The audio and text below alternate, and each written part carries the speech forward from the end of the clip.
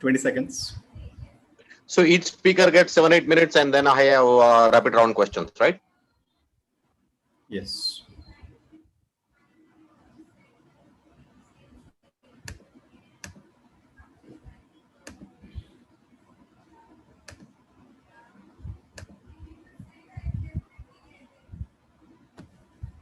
Over to you, Bharat sir.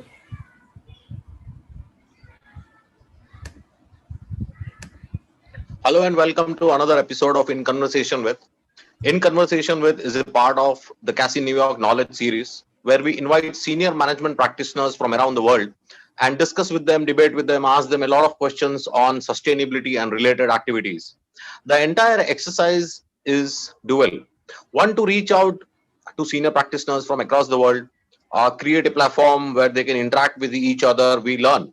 And two, for the millions of students at CASI, we are trying to find out executable advice. So we are in search of executable advice. And who better than these management practitioners who have been practicing sustainability across different fields? So today we have a very impressive panel. One of our panelists, Anna, runs a podcast on her own. So she has the answers for us today. And she also has the right questions for the guests. Ripu Daman head CSR at a large company. Parthasarthi works for Asco Nobel, one of the leading companies. So today we have a very interesting panel. Today, incidentally, we also have a star-studded audience. Most of the audience I know personally. Haddon is a very senior resource. Patrick is a close friend. He works on sustainability. Francis works on ESG. So yes, this is a star-studded panel and a star-studded audience. So the entire episode is going to be what's your angle. We understand sustainability, we understand CSR, we understand last mile fulfillment, foundations. It's very common. A lot of people are practicing, a lot of people are working on this, but everybody has an angle. What's your angle is the theme of today evening. So let's start with Anna. Anna, what is your angle on sustainability? Tough question. When you say sustainability, and again, you mentioned my podcast, the name of the podcast is Sustainability Explored. I really wanted to understand sustainability as a whole, and this is how I started to invite guests to tell me what sustainability means in their industries in terms of their business operations. The classical term, the classical meaning of sustainability is wrapped around three pillars: people, planet, and some say profit, but the more correct third pillar would be prosperity. So 3P, the third one being prosperity. So for me, it's really the intersection of these three components. You can also say social, environmental, and economical components playing all together in balance and in harmony. Mm-hmm. So, let's move on to Ripu Daman. Ripu Daman, could you please tell us what's your angle on sustainability? So for me, sustainability is more of finding solutions to a problem, which of course not only which has an immediate impact, but also to sustain that impact for future, and see how that impact is, of course, in the positive side. And for sustainability, for me, is not so. No doubt, I've worked my entire career experiences working towards the communities, but I feel as a whole, as an environment, as a human, sustainability not just restricts towards CSR, but it kind of has a broader umbrella as a human, how we are contributing to the environment, how we are ensuring that we're taking sustainable measures in our day-to-day life problems as well. So that's my take on sustainability. Mm-hmm. Parthasarthi, I would like to ask you a different question. See, Anna is a consultant for ESG and manufacturing for large corporates. You work for a company. So Right. while it is one thing to give advice, it is quite another to follow advice. Yeah, Right. because the cost goes up. So every time we look at ESG or anything in between, there's a cost. There's a cost to it. And there is a short-term Absolutely. cost to it. So on the 31st Right. of March, when you release a balance sheet, there is going to be an effect. So there is a long term, Absolutely. short term, constant pull and push between the long term and the short term. So Right. how does Asco Noble look at it? So, I would say, we just look at the sustainability angle as a way we do business. It's not we do separately. I think given the legacy of our company, we are a 400-year-old company founded by Sir Alfred Nobel himself. So I think, I've been working in this company for the 6 years, and, I've worked with a couple of, MNCs beforehand also. But, in Exxonmobil, the best part of it is that we never have seen sustainability as a separate angle. It's like, we were the first companies to stop the use of lead in paints way back in 90s, which was not also a issue, especially in India. So I think, right from the amount of energy we use in our plants, to the amount of water we recycle, and the minded, we have very long-term targets. It's not like a 1 year, 2 year long targets. Like, we have long-term plans for what we are planning to do is that by 2030 we are planning to use our electricity, we are planning to have 50% of our plants run by renewable energy, right? So we have very long term targets, and the best part is that I've always find in this company that we don't see sustainability as a separate pillar, but it's just the way we do business. And that is why we have never seen that angle that we need to put an additional cost to it. The company has always been forthcoming in this. Mhm. So how do you inculcate sustainability within the supply chain? I understand Asco Noble is a very, very large company. You have business operations and marketing operations around the world. How do you inculcate this sustainability feeling in the supply chain? So, to be very honest, I am not the right person to answer about it, because I primarily focus on CSR rather than sustainability in India. And so, Oh, very nice. So let me yeah, ask you about a CSR question then. right, right, See, when we started CASI, we were more of sustainability.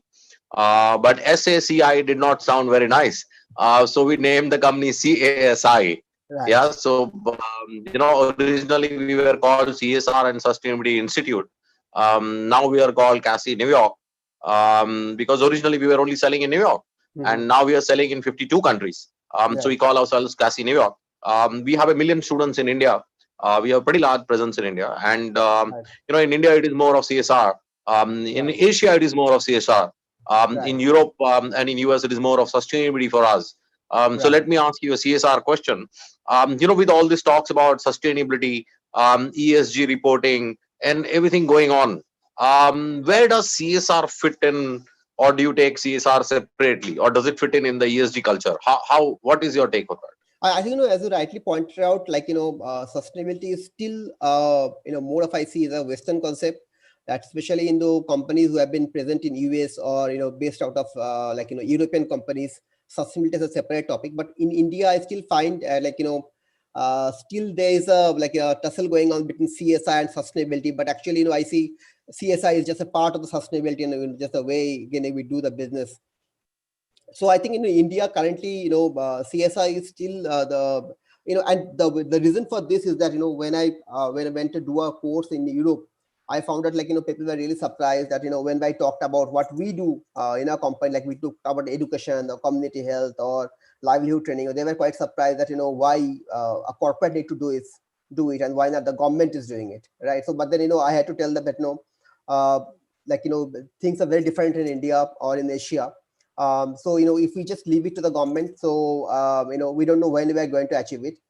So as a corporate also, like apart from the environmental and the other responsibilities we have also a large responsibility towards the society, and there are two angles to it. So of course it's just you want to ensure a thriving community, thriving society, and you also want to ensure that especially in the difficult regions, in the difficult corners of the country, you want to have a social license to operate, which is equally very important.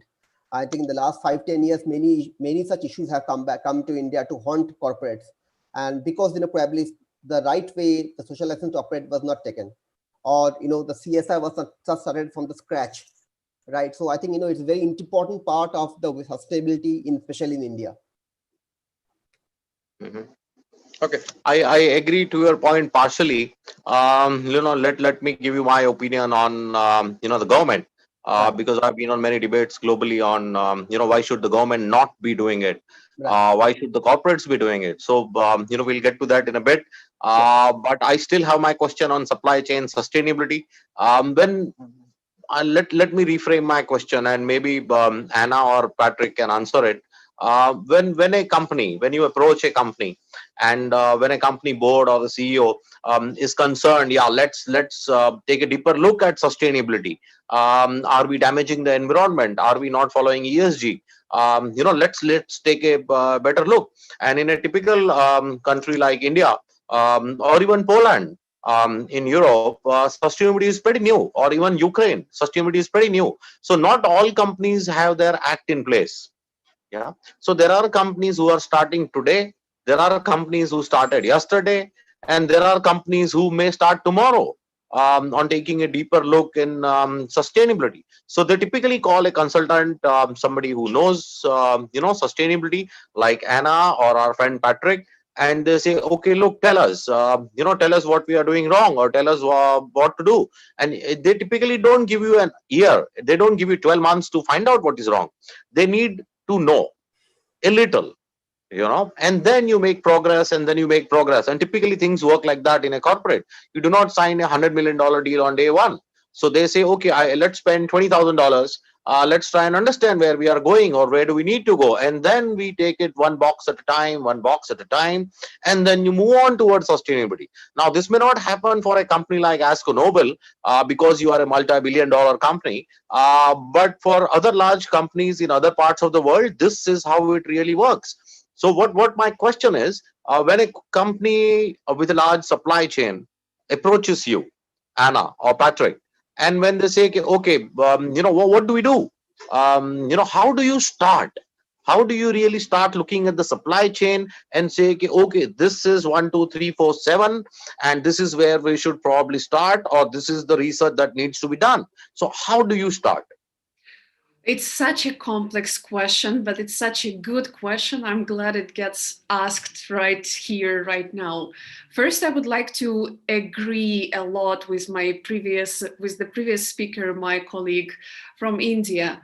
And I do believe the businesses are the driving force of the economy. I certainly believe 100% more in civil society rather than in governments. Here in Ukraine, if you wait for the government to implement something, to change, you can wait ages and ages more. When people get together with their understanding of, okay, this is really not the way to do things in 2020 and further on, let's do something. And they get together. For example, now, literally today, they are banning the production of furs. So the firms, how do you call it, like where they grow animals in order to cut the fur from them, not for meat, but for the fur coats and so on. Society comes together and they push it to the government so that the government changes the law. Today we serve as a hotspot for the European market of the fur coats, for raw materials. This is the example of how it happens. Another thing is the reputational. This is slightly like going back to the previous speech, but I'm gonna get to the supply chain, speaking from the personal experience, corporate experience. Another thing is the reputation. I came across a study from, if I'm not mistaken, KPMG or something, one of the big four auditors. They say that 70% of millennials, that's basically everyone who is 30, approaching 30 or slightly over 30 today, 70% of these people pay attention to what the corporation or the organization or the company they're about to work in, how is their corporate sustainability doing? How is their corporate social responsibility? What do they do for the society, and so on? And you can already see young people coming to the job interview and asking questions to the recruiter.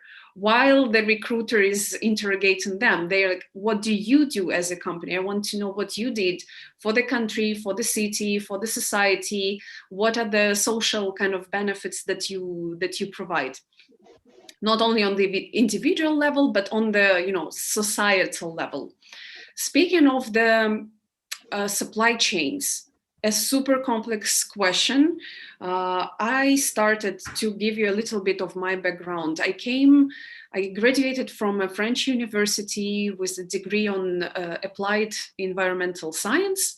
And I came back to Ukraine about 4 years ago and happened to start working for the first Ukrainian green bank.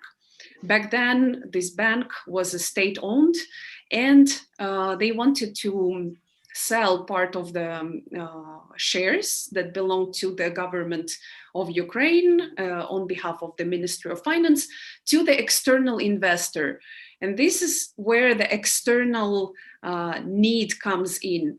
Very rarely the company or a bank, you name it, or the organization has the need for the CSR or realizes the need for the CSR, ESG, transparency, or what is my focus these days is building a solid and sound environmental and social management systems from within. When this needs comes from inside of the organization, it never happened to me, but that would mean a unicorn. That would mean that the top management really realizes that they're enhancing their reputation, they're cutting costs on material costs, they are expanding the horizons for everyone. Usually the need comes from the external source, and it's usually connected to money. So in our case at the bank, setting up the assessment, first of all, the assessment of our supply chain was one of those blocks that you say, where do you start? We certainly didn't start with a supply chain because it's super complex. What we did, we broke it down into material goods and services, and we kind of started to play with the checklist. What kind of questions can we ask our supplier of either goods or services in order to understand how they operate? Now, imagine a bank. What kind of services do you procure? Maybe translation, maybe external consultants, but very rarely, even I was back then not an external consultant, but an employee. This is how the state-owned banks normally operate here in Ukraine. So basically we were stuck with translation and maybe some external lawyers, services procurement. And for the material goods, basically everything that you see in the office. Furniture, stationery, but that's it. Maybe for the services you would add also cleaning and repairing the air conditioners and so on. And this is where I started to understand, I think it was in summer, one day we actually had our AC broken in the office. And imagine a situation where an external person comes in and it needs to repair something outside of the window on the fourth floor. There is no security, there is no stripes that would hold him inside. Who bears the responsibility for his life? How did we let him in? We should know who is the company, where is his personal protective equipment, also known as PPE, and so on. So we take as a final consumer of these goods, as an organization, we take the final responsibility for this man's life.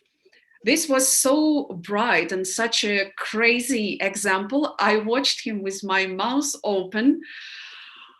What's going to happen next? I could just hope that this was not his first time, fixing the AC outside of the window, but it felt completely awkward and it felt deeply uncomfortable. I felt deeply uncomfortable. So what we did, we started to break down first into goods and services, and then in sending out the questionnaires to our suppliers. And that is as much as we could go. Unfortunately, back then, 4 or 3 years ago, we would send it. The first question was always, are you compliant with the local legislation?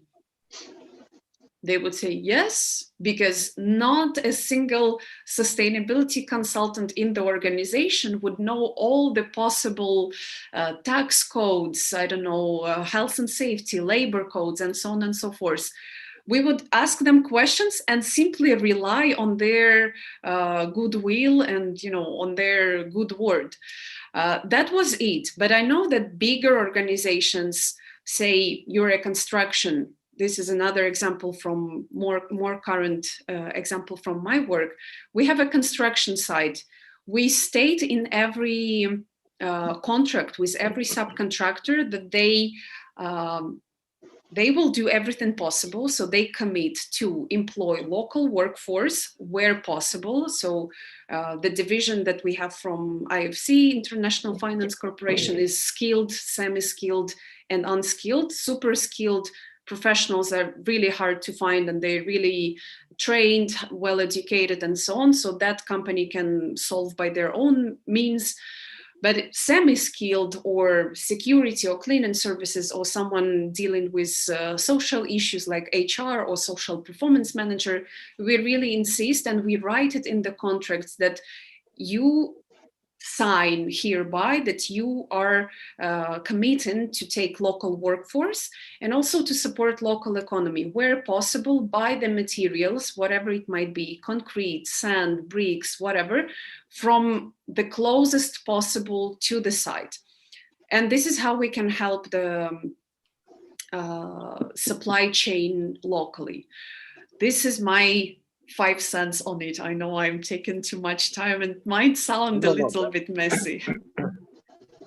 No, that was that was explained in the right way. Let's move to CSR for a bit, and then I come back to sustainability. The first question would be to Dhawan. Post COVID, I talked to a lot of CSR heads, CSR managers, foundation heads, and they are all very busy nowadays. They are very busy.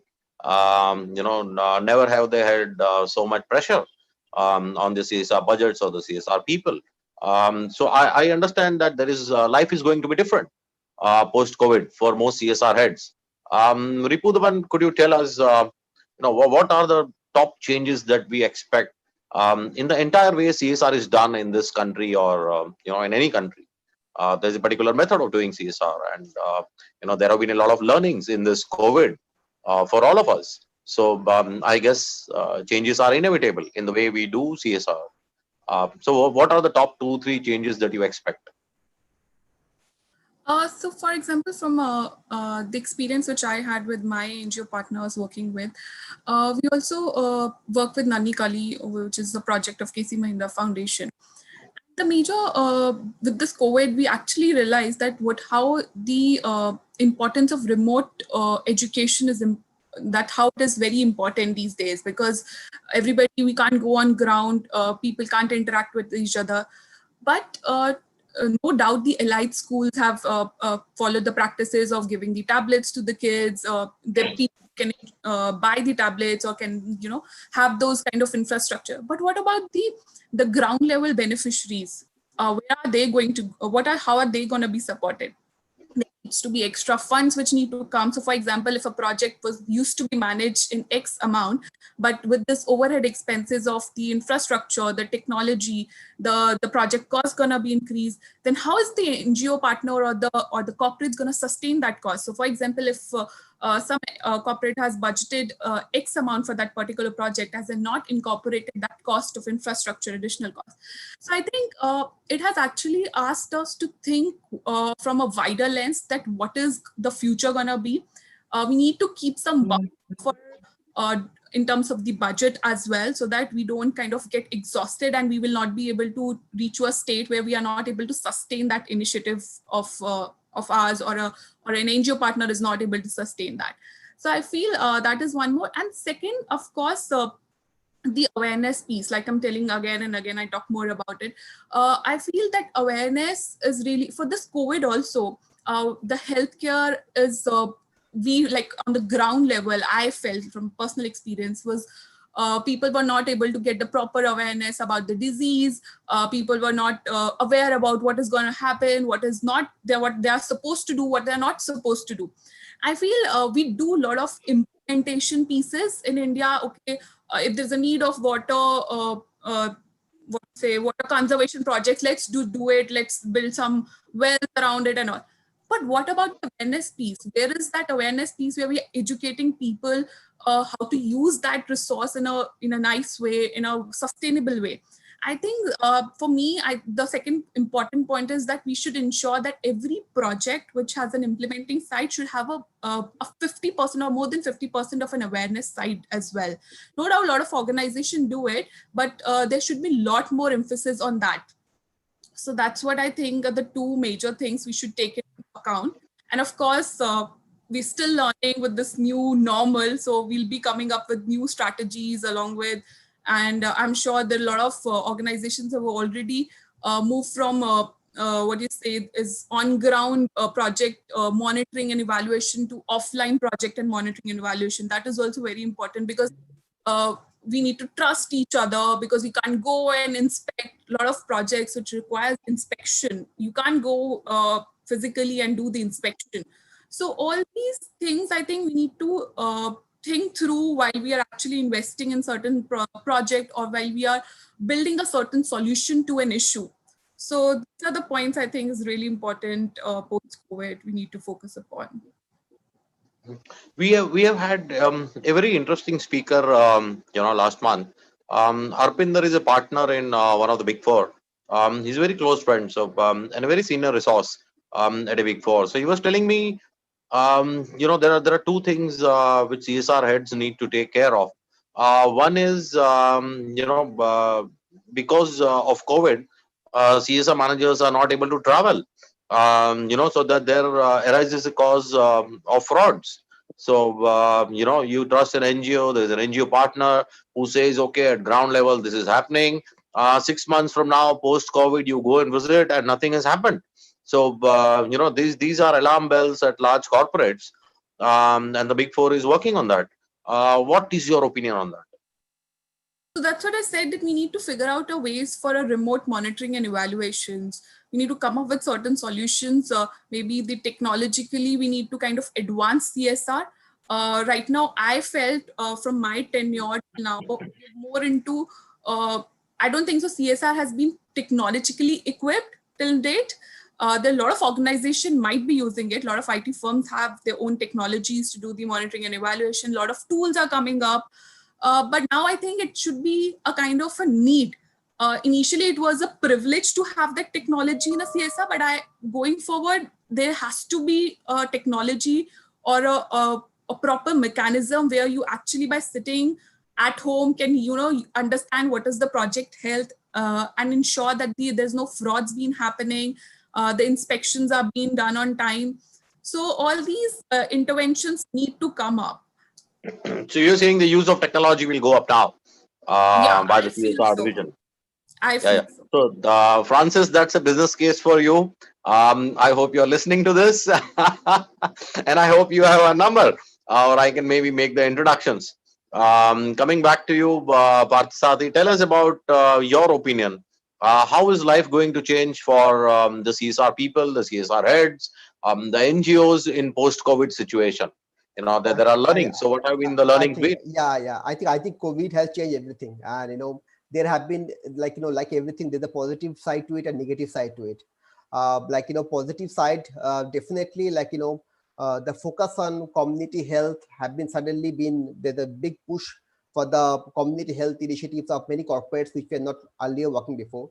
So there have been a lot of use of technology. For example, we were for the last 3 years, we have been doing a community telemedicine project in many of the locations, but then communities were not that much coming forth for telemedicine because, seeing a doctor in a phone or in a computer and then actually visiting a doctor are very different things.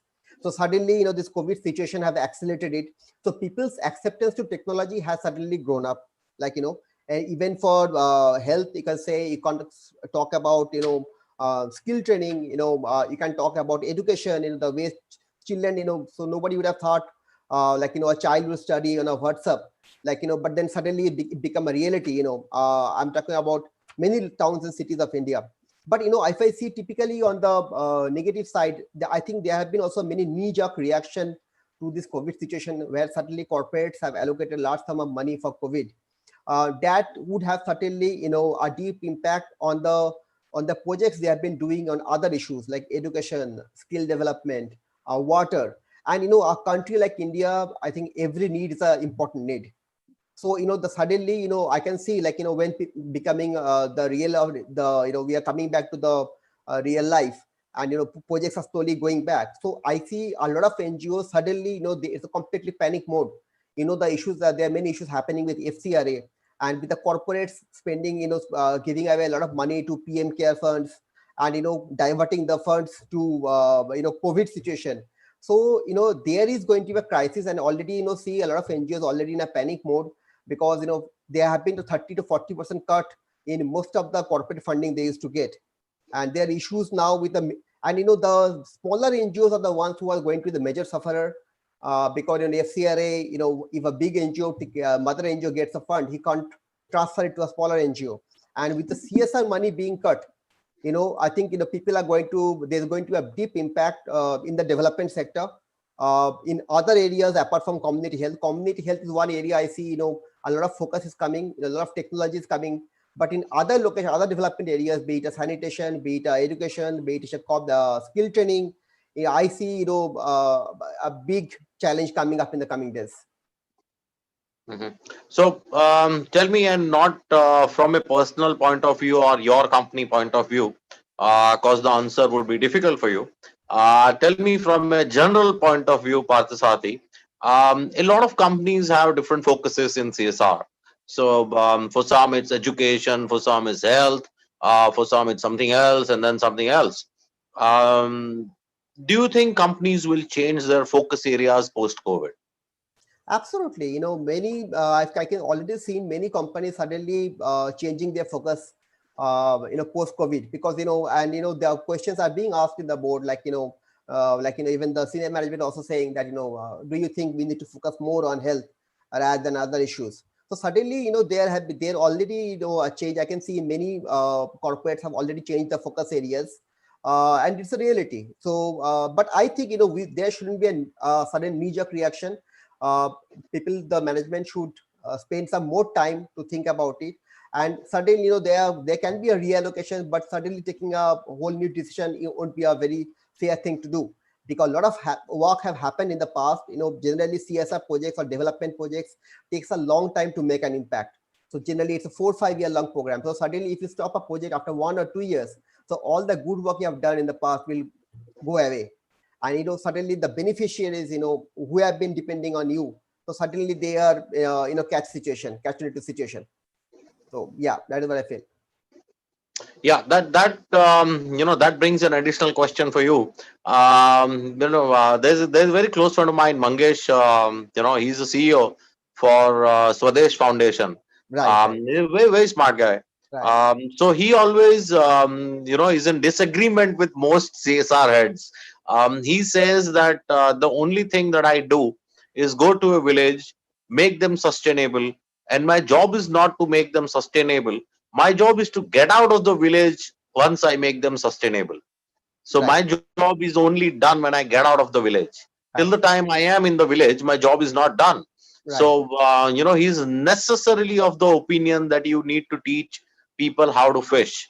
You cannot give them a fish. And you just mentioned that there are people depending on you.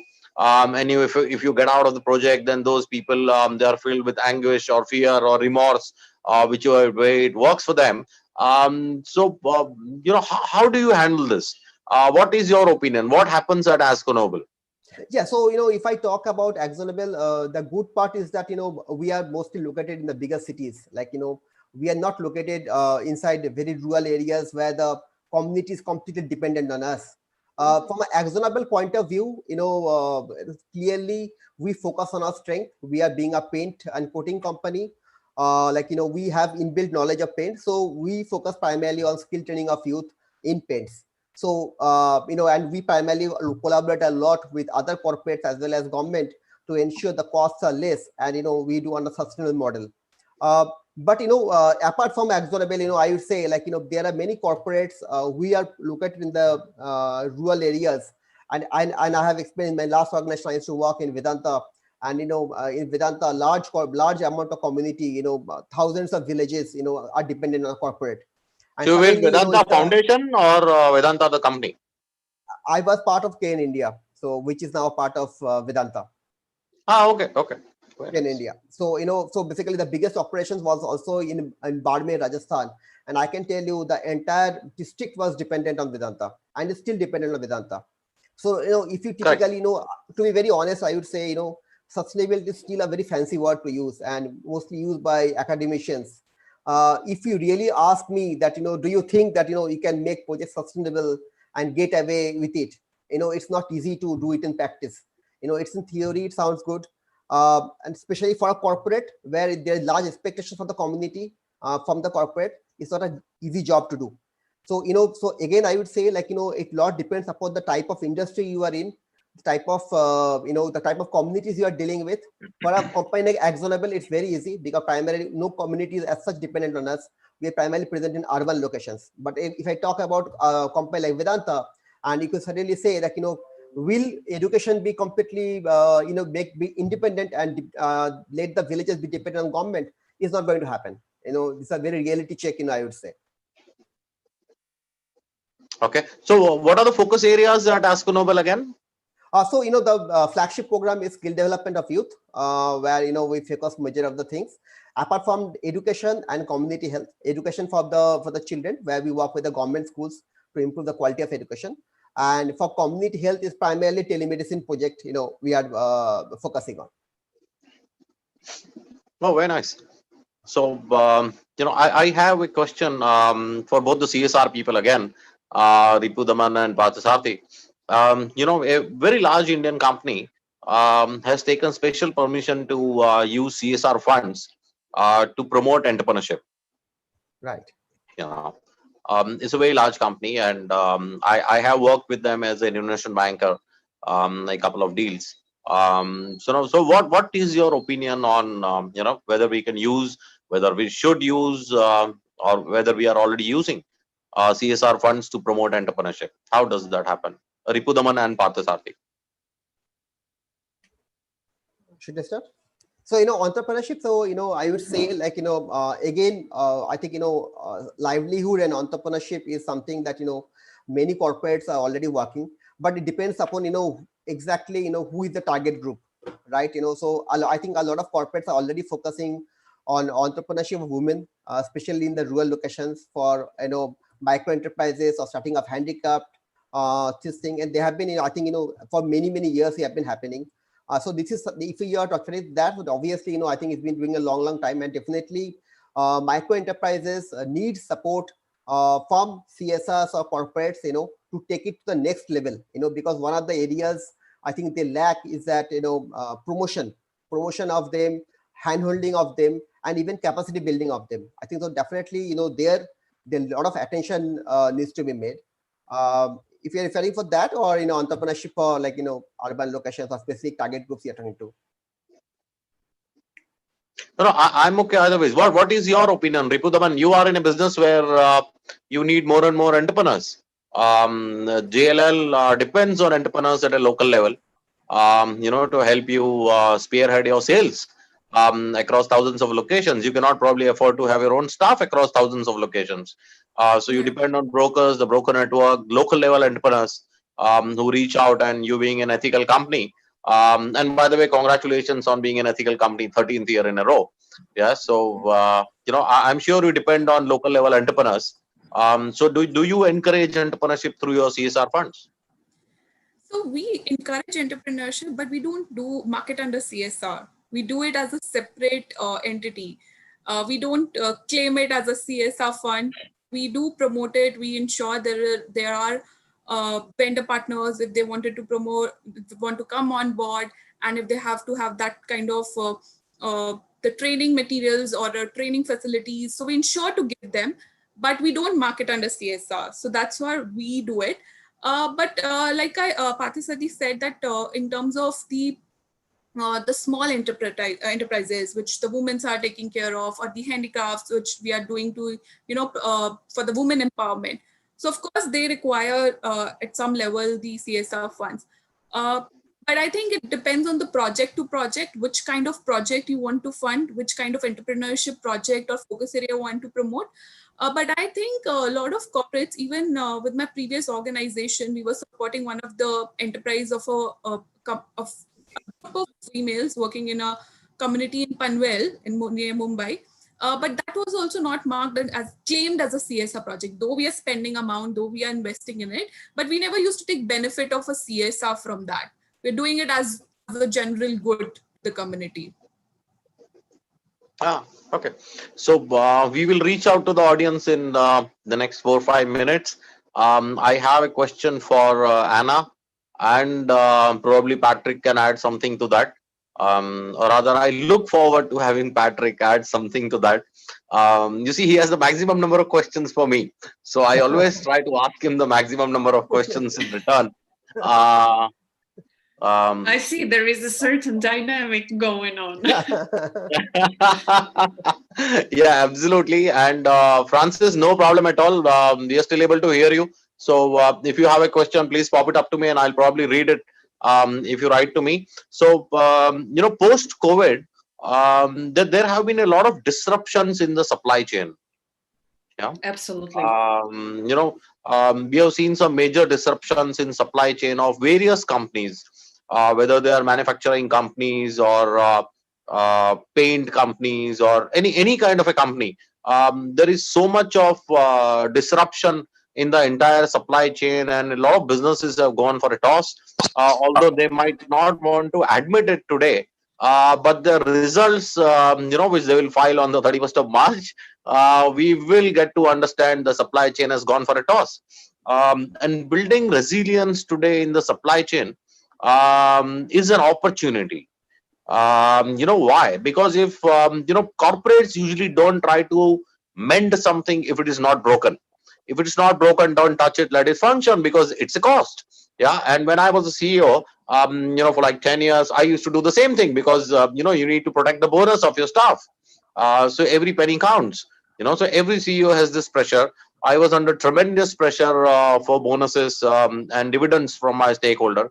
So now on the other side of the table, I still understand. And this company I run, so even today I'm under tremendous pressure to release dividends. Yeah. So my question is, this COVID pandemic is actually a silver lining to build resilience in your supply chain. Agree 100%. Yeah. What are you doing about it? So what I would like to start with is that previously the supply chain disruptions were only seen by insurance companies in regard to climate change. And if I knew I would be getting so many supply chain questions, I would prepare better. But I remember doing a presentation a couple of months ago. The case was the following. I mean, disregard the details, but automotive industry was having its kind of hotspot production points in Thailand and Taiwan. And X years ago, there was a tsunami that hit severely.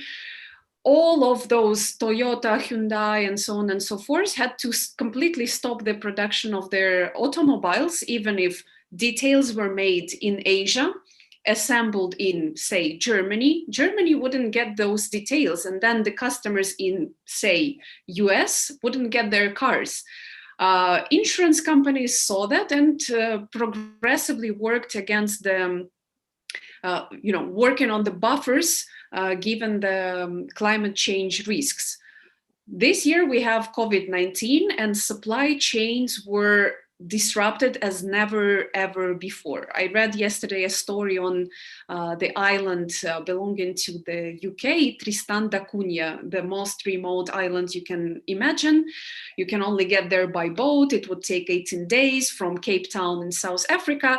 These people haven't seen vegetables and fruits since March because the supply chain was broken, because the ships wouldn't pass by anymore, and so on and so forth. And we see the examples of it everywhere. I personally, on the corporate level and industrial level, I see COVID-19 as something definitely positive, because as you said, as long as it's still working more or less, we don't see a problem, we don't get to fix it. Well, this was a huge crisis. This was a huge earthquake, so to say, that showed companies that, the sustainability is the only way to do things. If you don't start doing it today, tomorrow might be too late. If you want to survive as a company, if you want to keep sustaining the community around you and yourself eventually, you have to do things the other way. The more I interview guests from all across the world, across industries on my podcast, the more I ask myself the question, why am I even doing that? Because we're discussing the obvious thing. It should be the only way to do things. Speaking of the resilience in the supply chains, there is this concept. I encourage everyone to look into it. It's called the donut economy. It was born, so to say, by and even implements right now in the city of Amsterdam. The idea is to kind of imagine a donut around the city, and all your supplies, all your materials, imagine you're building something, have to come from a certain range, say 100 kilometers, not to go too much into detail, 100 kilometers around that city. Another example, so this is something to really consider, to rethink, because to change the behavior, we really first of all have to change the thinking. If we all allow ourselves to break the barriers, break the walls in our heads, like, wait, why did I do it this way? Why don't I, shuffle things a little bit and consider some other options, something that is closer to me? Why would I buy something from AliExpress in China if, I don't know, I can recycle something, reuse something, and not buy at all? Maybe, there are options. The example I wanted to give you from one of the guests of my podcast, her name is Cleona Howie Del Rio, and she is responsible. She's working in Climate Geek Spanish chapter. She told me the following: where she lives in Spain, in a certain village or small town, they had a certain industry production that completely had to stop because there was people couldn't get to work. First of all, they were not protected enough and so on. So they had to stop the production. And yet the sanitizers and the masks were coming from elsewhere. It would take ages. The local government, the municipality, reached out to that factory and said, what is the possibility that you change a little bit your production cycle? We provide you with the PPE, what we have, and we will buy from you. Not only we will allow you to work, we also guarantee that we will buy from you. So the good, the material that was coming from China previously, that stopped coming because of all of the above mentioned conditions, allowed the government, the municipality, and the company to completely rethink their approach and to start implementing this kind of a donut approach. Wow, we have something in our own city. Why does it have to stop? Why do we have to keep buying from elsewhere? CO2 emissions, it will travel. The travel is disrupted. If we can produce this exact thing at home for less cost, for less effort, for less CO2 emissions, and voila, that was a big eureka moment for everyone. So I definitely see a lot of opportunities. Getting back to this Chinese proverb, crisis means an opportunity. And another thing, a proverb that I love a lot, I don't know who it belongs to, which nation or continent. The best time to to plant a tree was 20 years ago. The second best time is now. Correct. Absolutely. I'll ask Patrick a question on that. But I'll tell you a favorite saying of mine. The Greek philosopher Confucius said, from confusion comes clarity. So, I like a little bit of confusion. It helps you, it helps businesses, and the right people, the right businesses are able to grow. Definitely. And I personally think, Patrick, tell me your opinion on this. I think companies are taking advantage of the pandemic to build a stronger supply chain. I'll tell you in CSR language also, or in the commercial language. When companies are losing sales, or when they had to shut down because of this pandemic, if a small company had to sack, let's say, 10 people, to manage equilibrium, they usually sacked 15, and they blamed it on the pandemic, because you can blame it on the pandemic. Yeah. So I think manufacturing companies should use this positively, reach out to newer OEMs, smaller OEMs, with lesser cost of manufacturing, and try and revitalize their balance sheet for the years to come. So, Patrick, what is your opinion on this? Are you building a resilience in the supply chain? Well, I don't know if they're doing that already. I think the problem, if I go back to pre-COVID, I think the big issue was that all these companies had this, I think they called it just-in-time manufacturing. So basically, when people are buying the product somewhere, that is what starts the manufacturing process. So everything is completely streamlined, that there's no extra capacity anywhere. And I think you mentioned that as seen as a big cost. But actually, from this resilience point of view, it's completely the wrong way of thinking. Because if you have extra capacity, if you have storage of products, then you have an opportunity when something like this happens. And I think that's where companies completely miss that opportunity of having extra storage, extra capacity, and so on.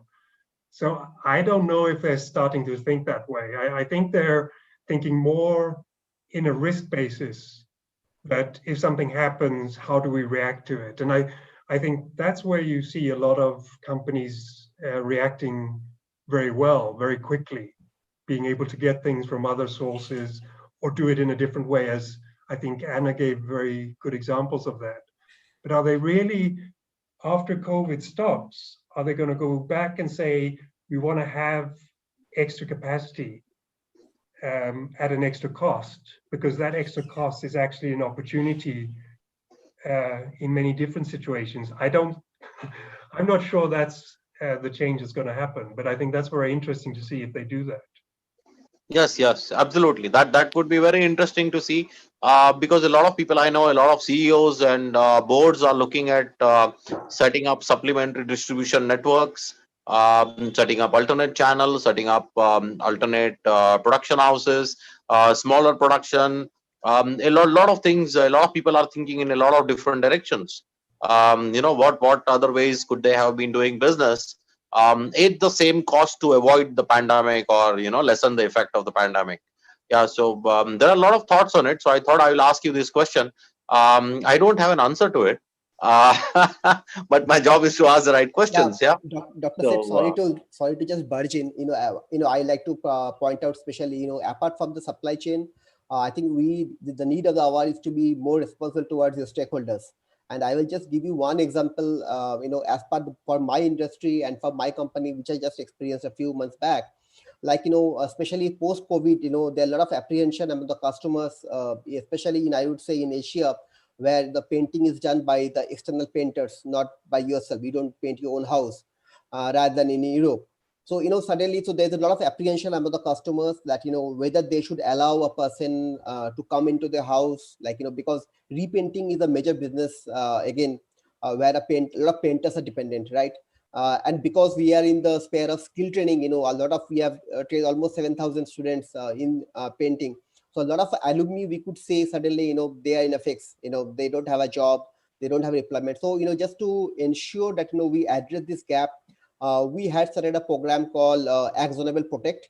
So as a part of it, we provided PPE kits to the painter. So, providing the safety gear, like how to use a glove or how to use a mask. soft skills, just to teach them how to ensure that, they work in a much safer way, so that the household also feels safe about it, and create an awareness about COVID. Because then unfortunately, the target group we are talking about, most of them are school dropouts. They're not even properly educated. So a lot of us required, and I think that was really helpful. And we were supported by the Paint and Coating Sector Skill Council, where they also certified the painters, who were again retrained by us and provided the safety kits, and that is really helping them, to go back to the business. Right. Like for example, like, whenever, like now we need an electrician, I generally call a urban club, rather than I used to earlier call an electrician from my, like, from my neighborhood.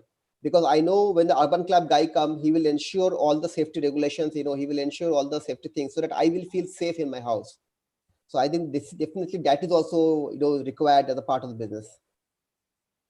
Oh, absolutely, absolutely. That's a very valid point. That's a very valid point on the changes that are going to happen. And these changes may seem small, but they are very large changes. An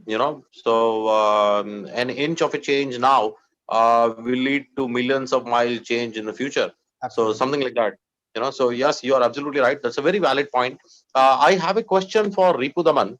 Ripudaman, we would like to know, you are a non-polluting company, so you don't really have any governmental pressure, that you need to do this or you need to do this. There are lesser norms for you, let's say, as compared to manufacturing or an oil and gas company. So you have a free hand. You don't have, you are not restricted to a corner while doing your CSR. So you have a free hand. So you are very lucky that way, that you get to be the head of CSR for a non-polluting company. Yeah. So how do you really select your focus? And tell us an example of one person's life that you changed because of your CSR. So, that you went to this village or this place and you taught this guy, and now this guy works for you, and how he benefited or how you benefited. I want to know a single kind of a example. Would that be possible? So I'll just summarize in a way that we chose our focus areas and we kept it very broad. Like you said, that we don't have a very pressure on to decide on what kind of focus area we need to do, because we don't have a certain norms to be followed. But of course, we ensure that the compliances are being followed. And the one thing which the example which I could share is like we did this one big project where we actually upskill the ground staff of the facility management industry, which is the housekeeping, the pantry boys and all. They don't fall directly as our employees. It's just we are part of the real estate ecosystem. And we didn't, so it was an additional cost from the business. We never claimed it. We of course say that it's a project which we're doing it towards a society, but it was an over and above the CSR budget. So we did it as a business cost project where we actually upskill those beneficiaries. We partnered with NSDCs, we provided them the necessary trainings.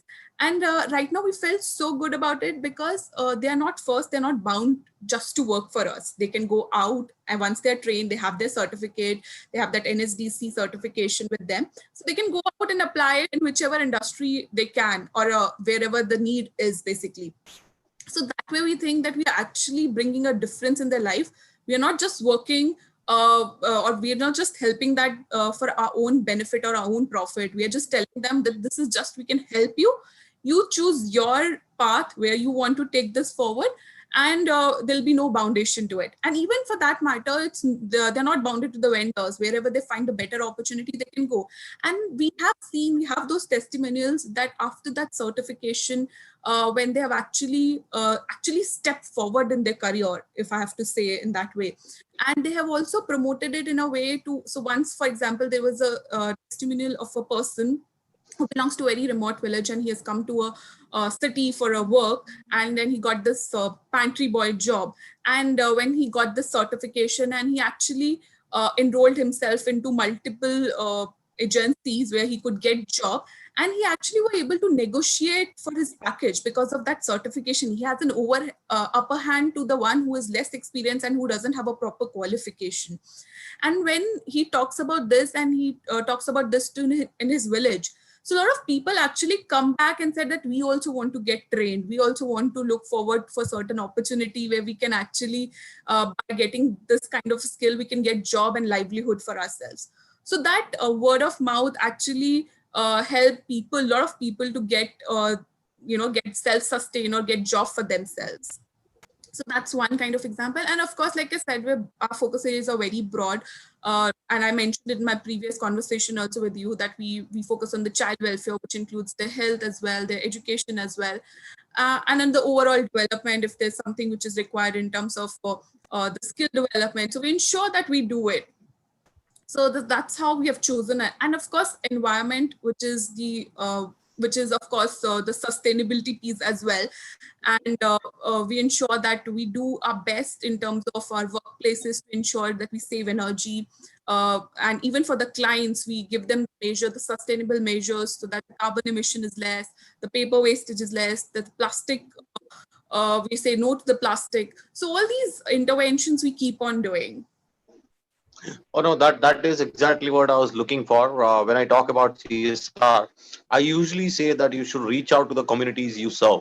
And when you said that you reached out to the housekeeping staff, which is not really your employees, they are subcontracted, and you still manage to reach out to them and make a difference to their lives. That is real CSR. That is real CSR. Now, before we go to the audience for a couple of questions, I have one more question for Parthasati and Ripu Daman.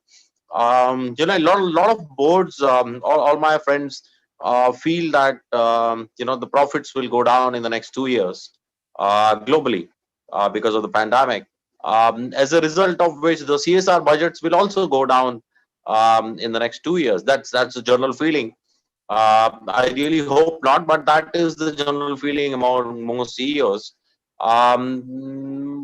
What are the plans, or what is the action point that both of you have made or would like to suggest to other CSR heads or CSR teams? The average ticket size of the CSR goes down, the focus area changes. How will you continue doing the same amount of good with lesser money or some constraints that the pandemic brings on you? Parthasati and Ripudaman. Yeah, right. So I think that the good part is that the CSR budget comes for the average profit of the last 3 years. That will give us some time. There won't be a drastic reduction in the budget, so that's a saving grace. Saying that, I think it will have a gradual effect, and I can see an effect in the next 3 years. But the best part is that when the pandemic set in, and we also allocated some amount of money to COVID. That point of time only we started this exercise, to rebuild the portfolio to ensure that our long-term CSR goals remains the same. So as a company, we have a vision and we have a long-term plan for the CSR. So it's only, so we had many plans to scale up certain programs, which, we won't be doing at this point of time. But the vision, the goals will remain the same. The expansion won't be on a higher side. And of course, we'll also focus on now how to use of more technology, or, how to collaborate with governments or with the other corporates to ensure that, the budget goes down. And, so with a reduced budget, we can create an impact on number of people. So I think partnerships are going to be key, in the near future. So most of the corporates need to come together at one platform.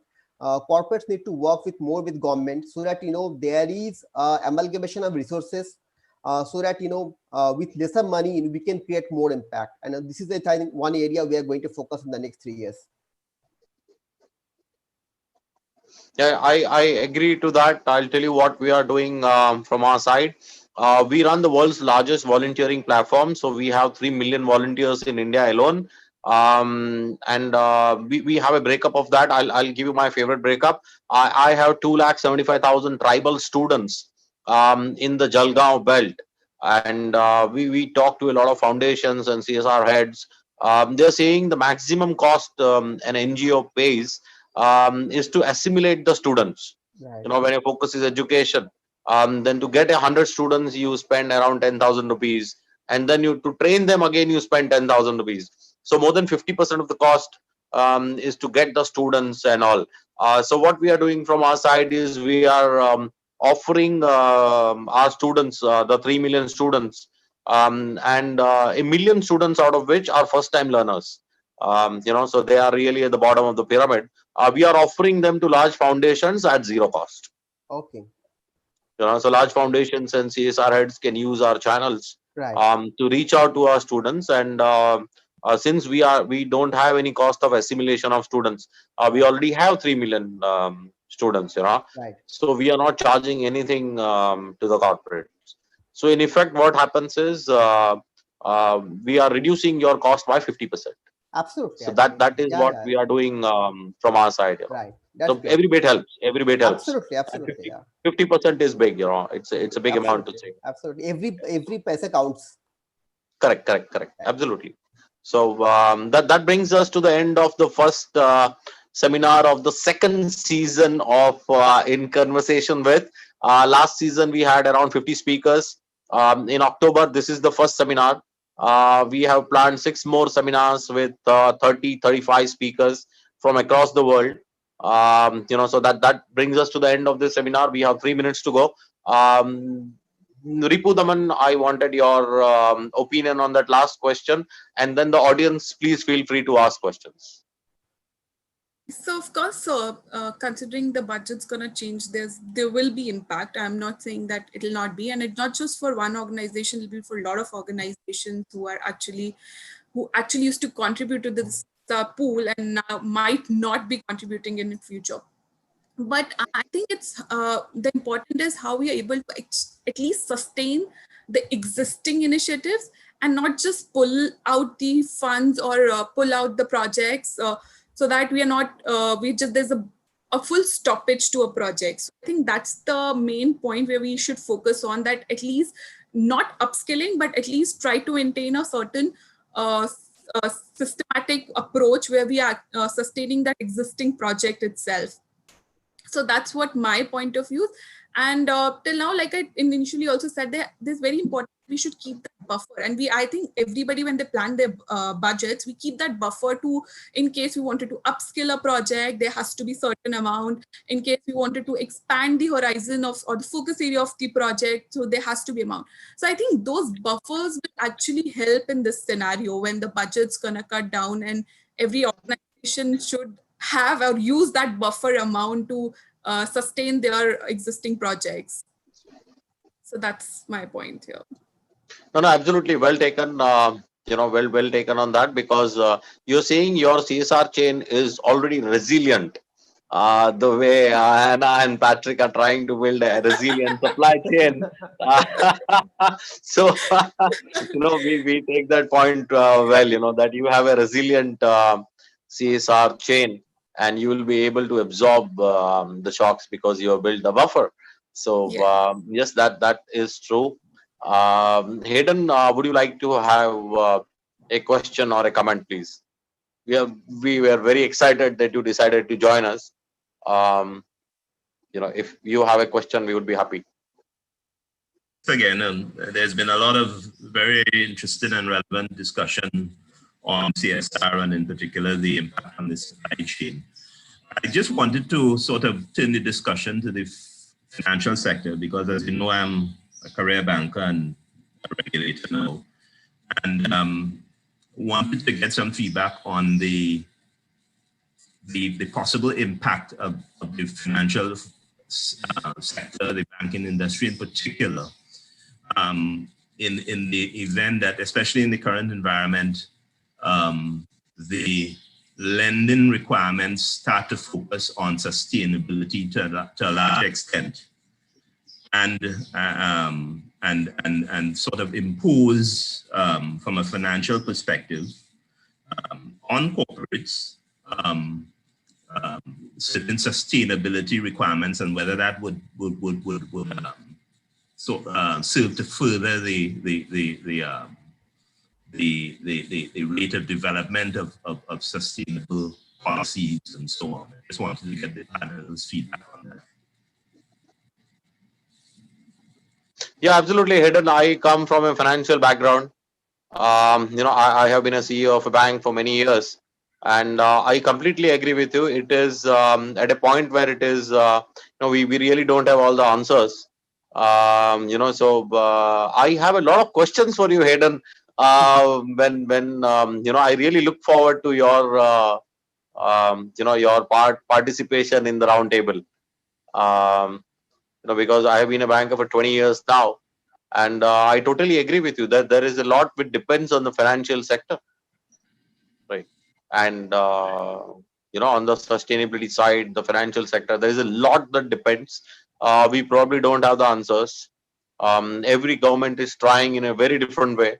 I understand the US is investing $1.9 trillion into the local economy to increasing the spending power. So everybody on his own kind of a thing, you know. Yes. Yes. So that's happening across the board. I mean, to a larger or to a lesser extent. When I focus on the banking sector, but I'm talking about the capital markets as a whole. As you know, for instance, the capital markets has evolved, of course, to the extent where sustainable financing is a growth area. There are investors who are particularly interested in and would only invest in projects that progress the sustainable program. Mm-hmm.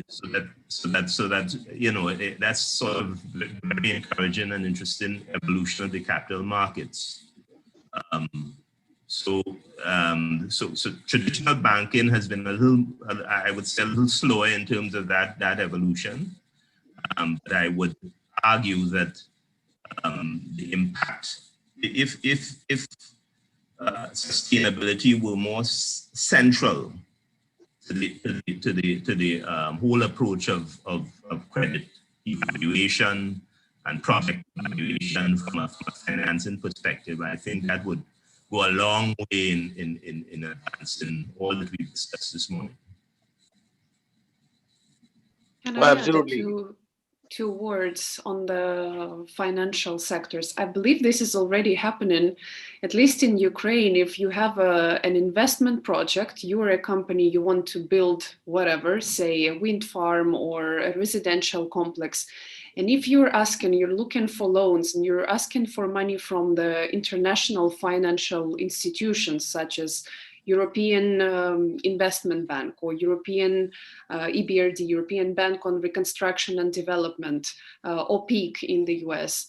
There they have the requirement to follow, to the very least extent, IFC performance standards and the bank's own policies on environmental and social responsibility.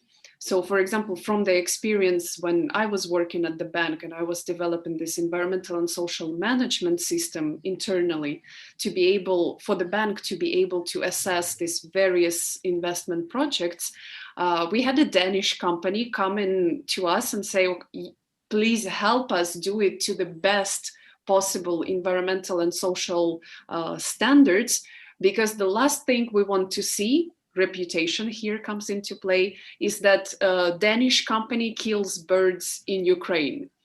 So not only the financial risks are in play, but also the reputational, and they are taken very seriously. I encourage everyone to look into IFC performance standards. There are 8 of them. They're very universal, regardless where you are developing your project, in Egypt, Pakistan, Ukraine, or the US. Anywhere they are very well organized. Hello. Well organized and applicable in every industry. But then there are, of course, industry-specific guidelines that really help to develop projects in the most sustainable way, so that everybody is in peace, the communities, the shareholders, the stakeholders in the broader sense, and the environment, of course. Correct. See, I'll tell you, Arbit, what we are doing. I'm in the middle of setting up an ESG exchange. So we are partnering with somebody from Silicon Valley, We are partnering with a lot of people from across the world, and we are still looking at newer partners. So CASI is in the middle of setting up an ESG exchange, and there are 4 ESG exchanges in the world, and the one at London seems to be working fine, but they have only 12 members. So we are trying to set it up, but there are a lot of inherent challenges in impact. The last month we had three speakers actually. One was an advisor to the long-term stock exchange in US. One was a fund manager of a large mutual fund, an impact fund, and the third was the ESG head of a fund. So we had three speakers on impact, and again we have a panel where Hayden will be speaking. So we'll again have a lot of questions on finance. But yes, we are trying to set up an ESG exchange, and we'll be releasing the notes shortly to all the speakers and friends. We are happy if you participate. It is high time that we do something on impact funds. It is really high time that impact investments percolates down the line and does not remain as a part of the elite investments. So multinationals and lead certified is all okay, but I would really like to see impact investments flow down to the bottom of the pyramid, the bottom of the food chain, so that we have smaller offshoots of small businesses across villages and towns, and they are all sustainable, and that needs impact investors to look down deeper. But that's a dream. I am working on that. With that we come to the end of this session. If the audience has a question, now would be the time. So Vanshika, you had a question. Yeah. Hello, sir, and hello to everyone on the panel. I'm Vanshika, and I would like to say that this has been so interesting, and there's so much I've taken away. Thank you for that. My question is to Anna, ma'am. Ma'am, I wanted to ask, request you if you could shed some light on how companies could look at reducing costs while simultaneously reducing their, environmental footprint. So, if you could share your 2 cents on that, ma'am.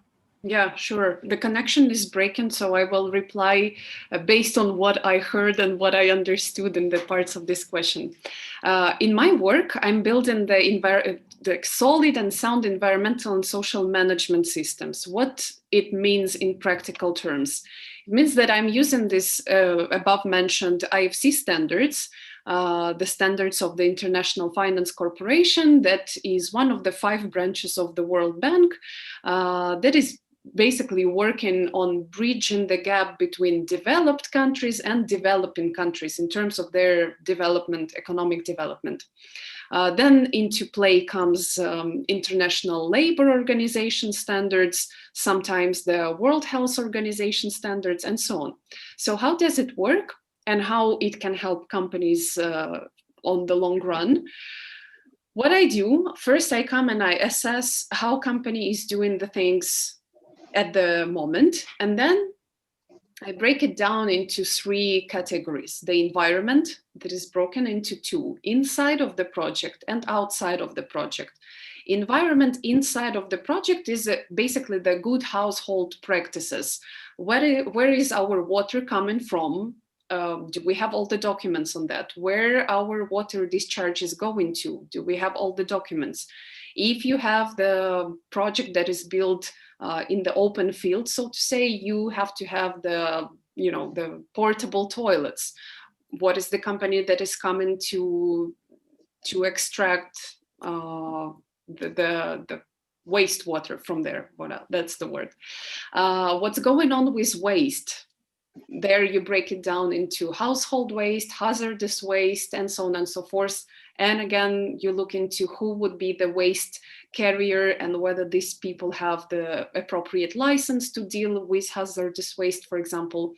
Then you look into the soil, you look into the materials. If you have any use of oil or fuels, you have to be extremely careful with these materials not leaking into the soil. So this is kind of an internal environment inside of the project area of the site.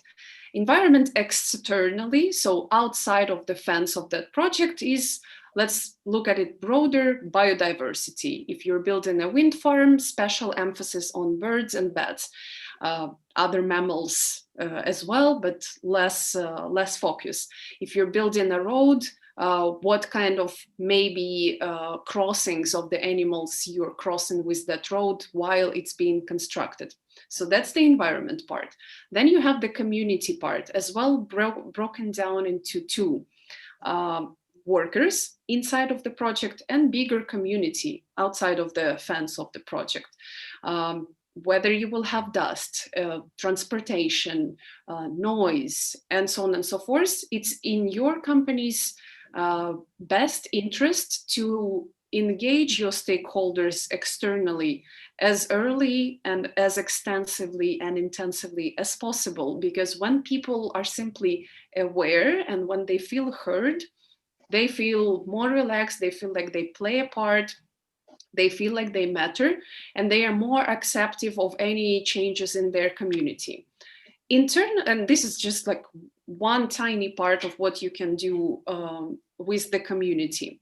Internally, speaking of the workers, do they have enough potable water per person per time of the year? This is also something that we find in the International Labor Organization standards.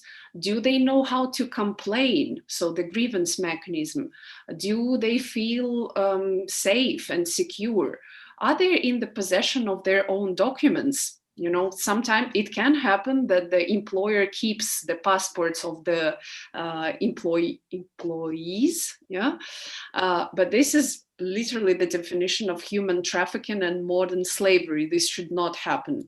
One of the, depends where in the world you are, not only you, but everyone who's listening to us, child labor, forbidden in most parts of the world, can happen somewhere. So if the money is coming from, or if your company wants to correspond to the best available practice, this should not be the case. So child labor and forced labor cannot be present on site. This is like regarding workers' rights, security has to follow certain procedure and so on. So, and then the third part, the one that I didn't touch, but it's a big part on occupational health and safety. Everything has to happen safely, secure. Workers have to have the appropriate PPE, to say the least. Now with COVID, we also introduced enormous amounts on every corner of sanitizers, masks, and everything. Please keep the social distancing where possible. On the construction site, might not be the case. So you have these three big pillars, two of them broken down into internal and external. How do you reduce costs and how do you benefit from investing a little bit more in the setting up of these correct systems? First, you don't have any more legal problems. Anytime the inspector, environment, labor, anyone else comes, everything is transparent, everything is clear. You save your time, the time of the inspector, you save the time of everyone and the cost of your company. Also corruption, never forget about the corruption. You completely kill the opportunity for the corruption. If you deal with waste in the right manner, whatever it can be, solid or liquid, you save everyone the time, money, and effort. I am given a hint that we have less than 1 minute to wrap up. So I'm ready to chat outside of this session. Shoot me a message, follow the podcast Sustainability Explored. And this is the end for me. I'm sorry. That was a good answer. I just have one announcement, before we reach the end. Francis has been on the show. Francis is a good friend and he's a very strong supporter of sustainability. Unfortunately, his video is not working. So he sent me an answer to, what are the changes post-COVID. So he says a corporate's primary responsibility towards generating profitability on a sustainable long-term manner. In achieving this, the corporates need to work on value and trust. So there are three things which Francis says is important: planet, people, and profits. And in the current COVID environment, the social aspects have to come to the fore. That is the company showing care and concern for the safety and well-being of its employees in area of health and ability to continue to support them financially is the number one priority which a company should have at this point in time within the COVID pandemic. So that is the opinion of Francis. I will be introducing all of you later. Once we finish this. So if you have any challenges, if you have any questions, you can take it one-to-one with Francis. Yeah. So thank you very much, all of you, for being here today. As I said, the end of the first episode for season 2, in conversation with CASI Knowledge New York series. Thank you very much, Anna, Parthsarthi, Ripudaman, Patrick, Vanshika, everyone. Hayden, thank you very much for being here, sir. Francis, thank you very much. Thank you. Thank you all. Thank you. Thank you, sir.